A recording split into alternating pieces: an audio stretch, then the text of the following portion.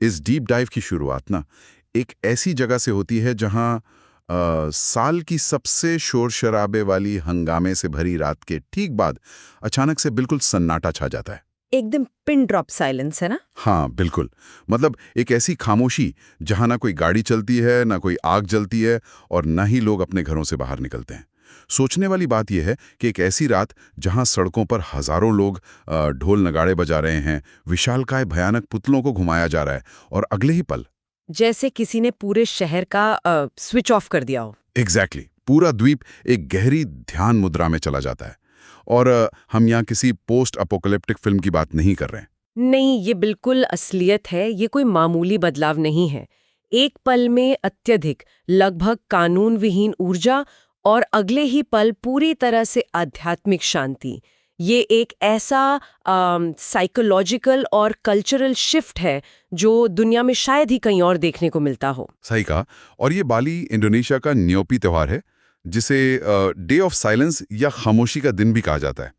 और इस खामोशी से ठीक पहले आती है ओगो ओगो की परेड, जिसमें बुरी शक्तियों को दर्शाने वाले सच में विशालकाय और भयानक पुतले बनाए जाते हैं और उन्हें सड़कों पर घुमाया जाता है। राइट। जब हम इस विषय की गहराई में गए, खासतौर पर हमारे स्रोत जैसे चुलालंकोन यूनिवर्सिटी की एक थीसिस, विद्या सुंदरम जर्नल की रिसर्च और बाली के सांस्कृतिक आलेखों को पढ़ा, तो समझ आया कि ये कहानी सिर्फ एक परंपरा की नहीं है। बिल्कुल। इन स्रोतों को जब हम एक साथ देखते हैं ना, तो एक ऐसी यात्रा दिखाई देती है जो एक छोटे से किसान अनुष्ठान से शुरू होकर एक मल्टी मिलियन रुपए के फेस्टिवल में तब्दील हो गई। मल्टी मिलियन रुपया, कमाल है। हाँ, मतलब ये एक ऐसी कहानी है जिसमें धर्म, आधुनिक व्यापार और अब एक बहुत बड़ा इको फ्रेंडली आंदोलन आपस में जुड़ गए हैं। और यही हमारा मकसद है इस डीप डाइव में।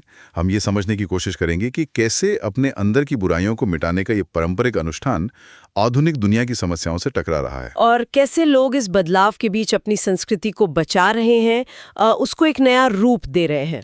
तो मुझे लगता है इस पुतलों की प्रथा को समझने के लिए हमें थोड़ा इसकी शुरुआत को देखना पड़ेगा, क्योंकि अचानक से तो नहीं हुआ होगा कि किसी ने सोचा चलो एक 5 मीटर लंबा राक्षस बनाते हैं और उसके सामने शोर मचाते हैं। सही बात है। ऐसा अचानक तो कुछ नहीं होता। इतिहास में इनकी शुरुआत कहाँ से हुई थी? यहाँ जो बात सबसे आकर्षक है वो ये है कि ओगो ओगो शब्द दरअसल बालीनीज भाषा के ओगाह ओगा से निकला है।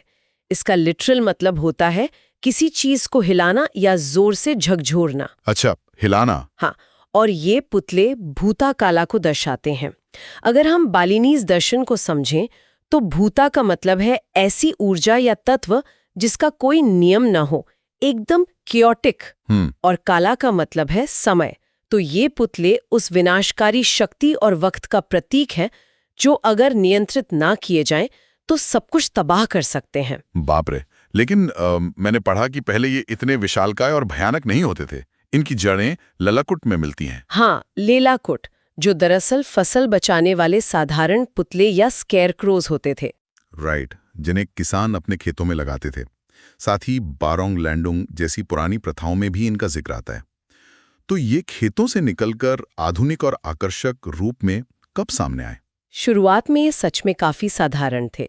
गांव वाले इन्हें घास और सूखे पत्तों से बनाते थे, जिनका मकसद खेती को बुरी आत्माओं से बचाना और मिट्टी को पवित्र करना होता था। इन्हें गांव की सीमाओं पर जलाया जाता था। बस गांव की सीमाओं पर? हाँ, वहीं तक सीमित था। लेकिन जो आधुनिक 5 मीटर लंबा और मैकेनिकली आकर्षक रूप आज हम देखते हैं वो दरअसल काफी नया है। इसका सीधा कनेक्शन 1980 के दशक में हुए बदलावों से है। चलिए इसको थोड़ा समझते हैं, क्योंकि 1983 के आसपास एक बड़ा राजनीतिक फैसला हुआ था, जब प्रेसिडेंट सुहार्टो ने न्येपी को एक राष्ट्रीय अवकाश यानी नेशनल हॉलिडे घोषित किया। बिल्कुल, और इस एक कदम ने पूरे बाली में एक अलग ही ऊर्जा भर दी, है ना? जब कोई दिन नेशनल हॉलिडे बनता है तो लोग उसे और भी बड़े पैमाने पर मनाने लगते हैं। उसमें एक राष्ट्रीय गर्व जुड़ जाता है। एकदम सही कनेक्शन जोड़ा आपने। और इसी जोश के नतीजे में 1985-86 के दौरान यहम्बंग गांव के एक स्थानीय कलाकार केतुत वीराता ने एक आविष्कार किया। अच्छा, उन्होंने क्या किया? उन्होंने बांस, नारियल के खोल और धान की भूसी का इस्तेमाल करके एक विशालकाय भयानक पुतला बनाया और उसे पहली बार एक बैलगाड़ी पर रखकर पूरे गांव में घुमाया। बैलगाड़ी पर? वाओ! हाँ, उस दौर के हिसाब से ये एक विजुअल स्पेक्टेकल था, एक ऐसी चीज जो किसी ने पहले नहीं देखी थी। उस एक पल ने इस प्रथा को हमेशा के लिए बदल दिया। और इसमें एक बहुत ही मजेदार साइकोलॉजिकल एंगल भी है। सोचिए, हम अपने दिन भर के स्ट्रेस, गुस्से, अहंकार और बुरे ख्यालों से अकेले लड़ते हैं।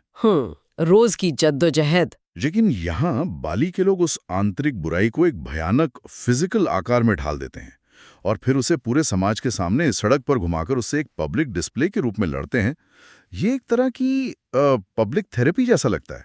पब्लिक थेरेपी, सही शब्द चुना आपने।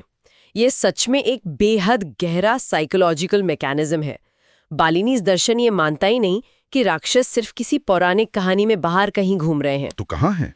वो मानते हैं कि गुस्सा, लालच और अहंकार हमारे अंदर ही पनपते हैं। ओगो ओगो बनाना उसी आंतरिक बुराई को एक चेहरा देना है। Oh wow! जब एक गांव एक साथ मिलकर महीनों तक उस पुतले को बनाता है तो वो अपनी आंतरिक कमजोरियों को स्वीकार कर रहे होते हैं। उसे छुपाया नहीं जाता बल्कि सड़कों पर लाया जाता है। तो इस पब्लिक थेरेपी में आगे क्या होता है? पंगरूपकन की रात, यानी ठीक न्यप्पी से एक रात पहले जब ये परेड निकलते हैं, क्योंकि स्रोतों में जो विवरण है उसके मुताबिक वहां जानबूझकर बेहिसाब शोर मचाया जाता है। हाँ, बहुत ज्यादा शोर।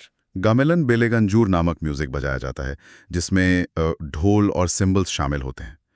मुझे लगा था ध्यान और शांति वाले त्योहार से पहले लोग शांत माहौल बनाते होंगे, पर यहाँ तो हंगामा हो रहा है। यही तो इस प्रथा की सबसे बड़ी खासियत है। इस शोर का मकसद सिर्फ जश्न मनाना नहीं है। गामेलन बेलेगंजूर का अग्रेसिव और तेज संगीत बुरी शक्तियों को जगाने के लिए बजाया जाता है। जगाने के लिए? हाँ, बाली के दर्शन के हिसाब से आप शांति तब तक नहीं पा सकते जब तक आप बुराई को पूरी तरह से जगाकर उसका सामना करके उसे भ्रमित ना कर दें। वेट, भ्रमित करना? मैंने पढ़ा था कि हर चौराहे पर, जिसे कैटोस्पता कहते हैं, इस विशालकाय पुतले को उठाने वाले लोग उसे 3 बार एंटी क्लॉकवाइज घुमाते हैं। तो क्या ये उन्हें भ्रमित करने का तरीका है? बिल्कुल। और एंटी क्लॉकवाइज ही क्यों? देखिए, चौराहे को बालिनीज दर्शन में एक ऐसी जगह माना जाता है जहां अलग अलग दिशाओं और आयामों मतलब डायमेंशन से आने वाली ऊर्जा मिलती है। ये भूताकाला के इकट्ठा होने की सबसे आम जगह होती है। अच्छा। पुतले को जोर जोर से हिलाकर और एंटी क्लॉकवाइज घुमाकर वो उस बुरी ऊर्जा को दिशाहीन कर देते हैं, यानी कंफ्यूज कर देते हैं। एंटी क्लॉकवाइज का महत्व ये है कि वो प्रकृति की सामान्य गति के विपरीत होता है, जो क्योस यानी असंतुलन को दर्शाता है। सही पकड़ा। और राक्षस इसी क्योस में उलझकर अपना रास्ता भूल जाते हैं, जिससे वो गांव वालों को नुकसान नहीं पहुंचा पाते। ये डिटेल कितनी हैरानगेज है। और यहाँ आकर विद्या सुंदरम जर्नल की रिसर्च एक बहुत ही गहरे कॉन्सेप्ट रोभा बिन्नेदा को पेश करती है। इसने मुझे सच में रुककर सोचने पर मजबूर कर दिया। हाँ, रूबा बिन्नेदा बहुत ही अहम कॉन्सेप्ट है। इसके मुताबिक दुनिया में अच्छाई और बुराई का संतुलन जरूरी है। मतलब वो इन बुरी शक्तियों को पूरी तरह से खत्म नहीं करना चाहते। यही सबसे बड़ा अंतर है। दुनिया के कई हिस्सों में धर्म का मकसद होता है बुराई को जड़ से मिटा देना, लेकिन बाली का रूबा बिन्नेदा ये कहता है कि ब्रह्मांड में हर चीज का एक विपरीत होना लाजमी है। जैसे दिन और रात। एग्जैक्टली। दिन और रात, शोर और खामोशी, और उसी तरह अच्छाई और बुराई। एक के बिना दूसरे का वजूद ही नहीं है। इन पुतलों को घुमाना और उन्हें संतुलित करना इस बात की स्वीकृति है कि बुराई दुनिया का हिस्सा है, हमें बस उसके साथ एक संतुलन, एक बैलेंस बिठाना है। और इस संतुलन का जिक्र 2 और कॉन्सेप्ट्स में होता है, भुवाना अगुंग यानी बड़ा ब्रह्मांड और भुवाना अलित यानी इंसानी शरीर या छोटा ब्रह्मांड। हाँ, माइक्रोकॉज्म और माइक्रोकॉज्म। स्रोत बताते हैं कि बालिनीज लोग मानते हैं कि जो भी चीज इस बड़े ब्रह्मांड में घटती है वो हमारे अंदर भी घटती है। तो गांव की शुद्धि का मतलब खुद की शुद्धि है। और शुद्धि के ठीक बाद एक रिचुअल आता है जिसे प्रालिना कहते हैं। पराठे के बाद इन पुतलों को कब्रिस्तान यानी सिमा में जलाया जाता है। हाँ, मैंने पढ़ा था इस बारे में। इसे अनित्य यानी दुनिया में सब कुछ नश्वर है, इम्परमानेंट है, इसकी सीख के रूप में देखा जाता है। पर एक बात सोचिए, इतनी महीनों की मेहनत, इतना बड़ा आर्ट पीस जिसमें सबने अपना खून पसीना लगाया, उसको आखिरी में आग लगा देना, ये थोड़ा अजीब नहीं लगता? ये किसी भी कलाकार के लिए मुश्किल हो सकता है, पर इसका मकसद ही वैराग्य यानी डिटैचमेंट सिखाना है। जब आप अपनी सबसे बेहतरीन रचना को जलते हुए देखते हैं तो आप खुद को अहंकार से मुक्त कर रहे होते हैं। अहंकार से मुक्ति। हाँ, और यही वैराग्य उन्हें अगले दिन की उस विशाल खामोशी यानी न्यापी के लिए तैयार करता है। और उस खामोशी के नियम भी तो देखिए। सिच्चुड ब्रता पेन्यपियन के 4 नियम होते हैं। पहला, अमाति गेनी, यानी कोई आग नहीं, कोई रोशनी नहीं। दूसरा, अमाति कार्य, जिसका मतलब कोई फिजिकल काम नहीं। और तीसरा, अमाति लेलुंगन, घर से या अपने कंपाउंड से बाहर निकलना तक मना है। और चौथा, सबसे मुश्किल, अमाति लेलांगोआन, कोई टीवी, रेडियो या मनोरंजन नहीं। सोचिए, आज के इस डूम स्क्रॉलिंग वाले दौर में जहां हम बिना फोन के 10 मिनट नहीं रह सकते, वहां पूरे 24 घंटे के लिए एक पूरा द्वीप बिना किसी सेंसरी इनपुट के बिल्कुल शांत हो जाता है। सही बात है। ये ध्यान और आत्मचिंतन का कितना बड़ा रीसेट बटन होगा। ये किसी भी आधुनिक इंसान के लिए शायद डरावना लग सकता है, पर असल में ये एक डीपली मेडिटेटिव स्टेट है। जब बाहर का सारा शोर, रोशनी और भागदौड़ बंद हो जाती है, तब इंसान के पास अपने अंदर झांकने के अलावा कोई और रास्ता नहीं बचता। डिस्ट्रैक्शन खत्म। एग्जैक्टली। प्रतिलीना में जो बुराइयां उन्होंने जलाई हैं, न्यपी के दिन वो इस बात का चिंतन करते हैं कि अब नए सिरे से जिंदगी कैसे शुरू करनी है। लेकिन इसमें मुझे स्रोतों को पढ़ते हुए एक बहुत बड़ी कॉन्ट्राडिक्शन दिखी, एक उलझन हुई मुझे। कैसी उलझन? अगर ये पूरा अनुष्ठान इतना आत्मिक और पुरानी बुराइयों को जलाने के बारे में है, तो आजकल कुछ पुतले पौराणिक राक्षसों के बजाय भ्रष्ट नेताओं की शक्ल में क्यों बनाए जा रहे हैं? अच्छा, आप मॉडर्न ओगो की बात कर रहे हैं। मतलब कुछ ओघो पोल्यूशन या महंगाई को दर्शा रहे हैं। अगर कोई अपनी पवित्र रिलीजियस सेरेमनी में पॉलिटिशियंस के कैरिकेचर बना रहा है, तो क्या ये धर्म पर उनका विश्वास कम होने का निशान है? क्या ये बस एक व्यंग्य या सोशल सटायर बनकर रह गया है? देखिए, ये एक बहुत ही नेचुरल सवाल है, पर दरअसल ये धर्म से दूर जाना नहीं है। ये धर्म के अनुकूलन यानी अडैप्टेशन का एक बेहतरीन उदाहरण है। बुरी शक्तियां वक्त के साथ अपना रूप बदलती हैं, है ना? वही रावो बुनेदा वाला कॉन्सेप्ट। हाँ, बाली के लोगों का मानना है कि आज के दौर में राक्षस के सींग या बड़े दांत नहीं होते।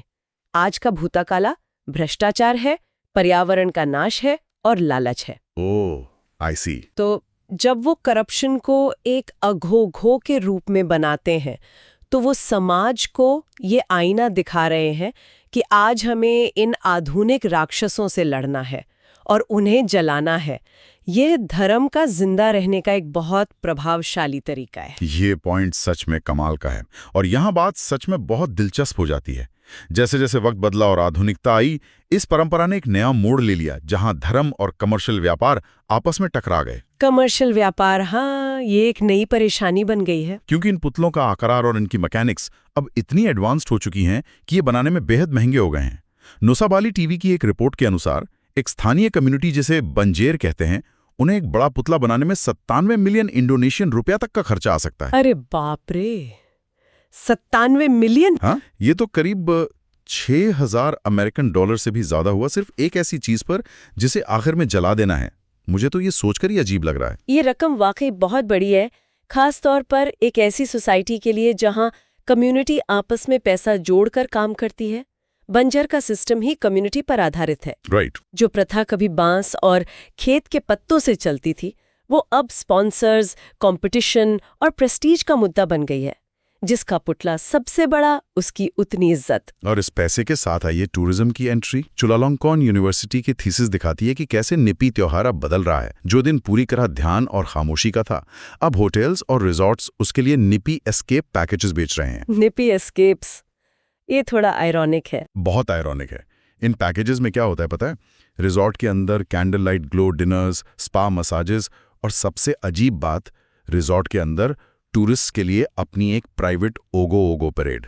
Wait, private parade? हाँ, यानी बाहर की खामोशी को छोड़कर टूरिस्ट अंदर आराम से जश्न मना सकते हैं। और तो और, मेहनत और खर्चे के चलते अब लोग अपने पुतलों को जलाते ही नहीं, उन्हें म्यूजियम में रख दिया जाता है या कलेक्टर्स को बेच दिया जाता है। ये तो अनित्य यानी सब कुछ नश्वर है, इस मूल सिद्धांत के बिल्कुल खिलाफ है ना? बाहर से देखने पर बिल्कुल। ये पूरी तरह से धर्म का व्यापारीकरण लगता है।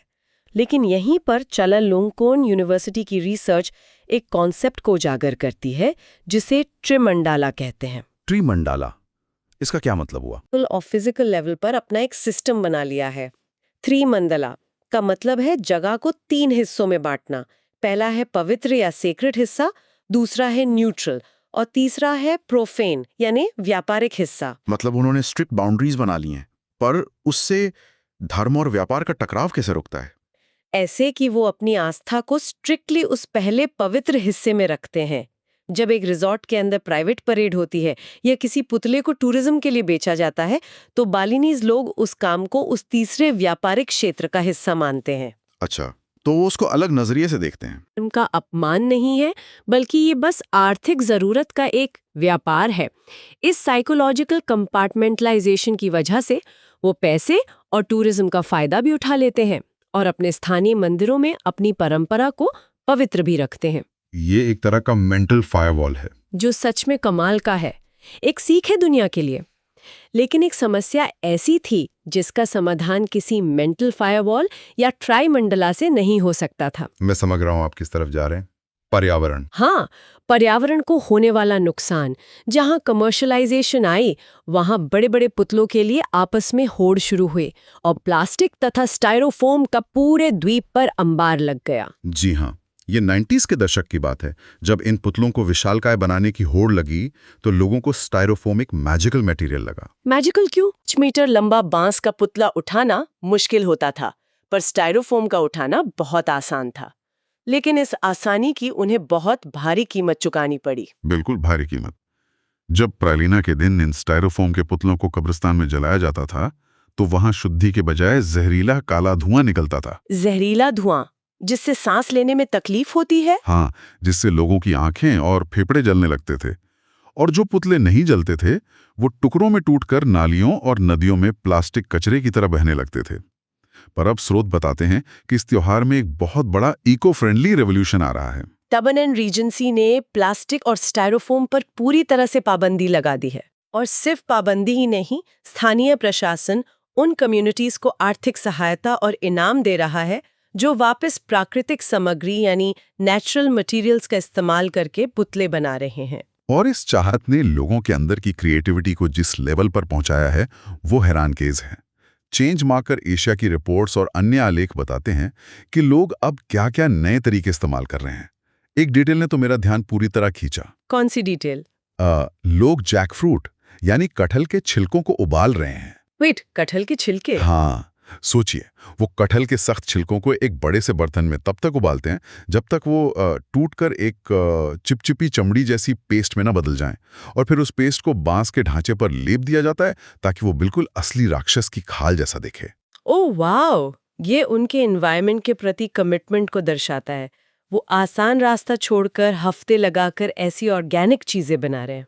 यही नहीं, स्रोत पढ़ते वक्त मैंने देखा कि अंडे के छिलकों का इस्तेमाल चेहरे के दाग धब्बे बनाने के लिए हो रहा है। अंडे के छिलके? कमाल है। लकड़ी का बुरादा, सूखी मिर्च और कैफीर लाइम की पत्तियों से अलग-अलग डिटेल्स बनती हैं। और सुनिए, एक ग्रुप ने तो ऑक्टोपस की भुजाओं की टेक्सचर देने के लिए असली हरी मूंग यानी ग्रीन बीन्स को एक-एक करके चिपकाया। अरे वाह, एक-एक करके चिपकाना तो बहुत मेहनत का काम है। अगर आप सोचें तो ये कुछ मास्टर शेफ और एक्सट्रीम आर्ट जैसा है। आप कोई केक या फैंसी डिश नहीं बना रहे, बल्कि अंडे के छिलके, उबले कटहल और हरी मूंग से एक 5 मीटर लंबा भयानक इको फ्रेंडली राक्षस बना रहे हैं। और महीनों की इन बारीकियों को बनाने के बाद उस पूरे ऑर्गेनिक आर्ट पीस को एक रात में जला देते हैं।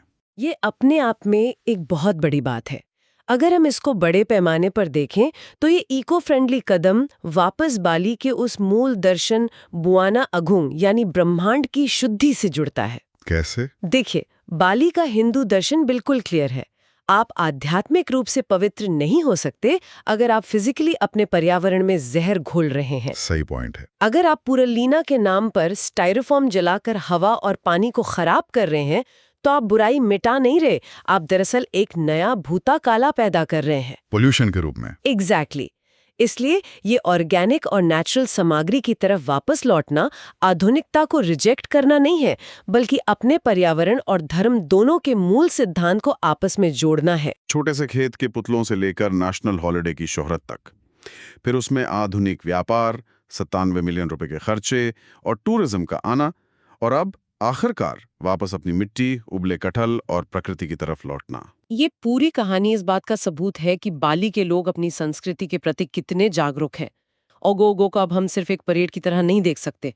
ये लोगों की बेहिसाब मेहनत, उनके टीम वर्क, आर्ट और आधुनिकता के बीच का संतुलन और नेचर को लेकर उनकी समझ का एक जीता जागता प्रतीक बन चुका है। तो इन सब का आखिर मतलब क्या है? इस सफर का सारांश निकालते हुए मैं एक गहरे सवाल के साथ छोड़ना चाहूंगी। जैसा कि स्रोतों में भुआना अलित और भुआना अगुंग का जिक्र है कि इंसान का शरीर ही इस विशाल ब्रह्मांड का छोटा रूप है।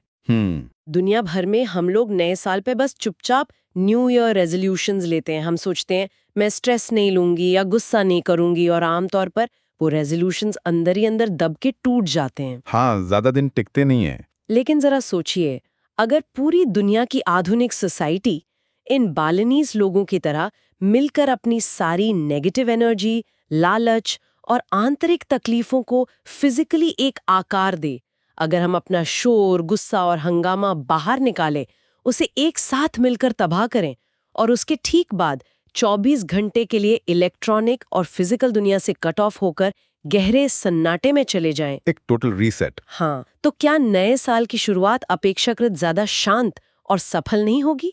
क्या हमें आत्मिक खामोशी में ध्यान लगाने से पहले अपने हिस्से के बुरे शोर का सामना नहीं करना चाहिए? ये ख्याल सच में हिला देने वाला है।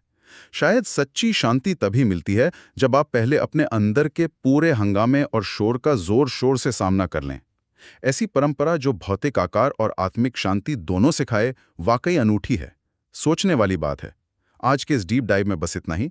मिलेंगे किसी और स्रोत और ऐसी ही किसी नई कहानी के साथ।